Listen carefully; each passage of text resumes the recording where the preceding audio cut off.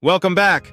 Let's continue exploring some well-known verses from the book of 1 Timothy, focusing on their meaning and implications for our lives. In 1 Timothy 2:8, Paul states, "Therefore I want the men everywhere to pray, lifting up holy hands without anger or disputing." This verse emphasizes the importance of prayer as a unifying and sanctifying act. While it primarily calls on men, the principle applies to all believers, highlighting the need for pure hearts and attitudes free of strife or division when approaching God.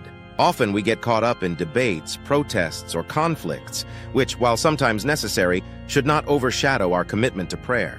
Paul's words remind us that prayer is not just a personal act of devotion, but also a vital means of aligning our hearts with God and fostering peace within the church. Another highly debated passage is found in 1 Timothy 2:12.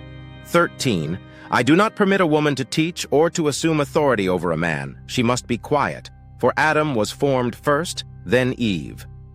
This scripture has sparked significant discussions over its meaning and application. Some interpret it as a universal rule within the church, restricting women from teaching or holding positions of authority over men. Others argue that Paul's instruction is specific to the context of marriage, addressing the relationship between husband and wife, as suggested by his reference to Adam and Eve. Over time, my own understanding of this verse has evolved. Initially, I viewed it as a strict prohibition, but through further study, reasoning, and prayer, I lean toward the interpretation that Paul is speaking within the framework of marriage rather than the entire church. That said, there remains considerable diversity of opinion.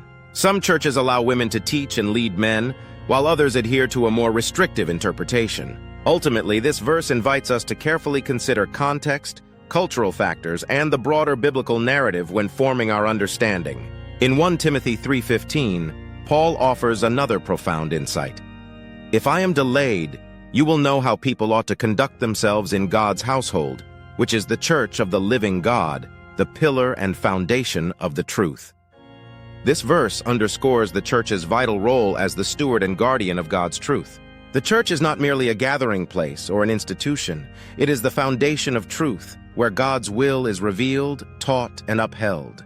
Paul's words challenge us to treat the church as a sacred space where our conduct reflects the truth and holiness of God.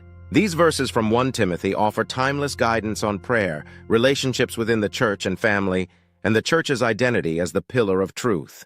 They encourage us to seek clarity, unity, and purpose in our faith and actions as followers of Christ.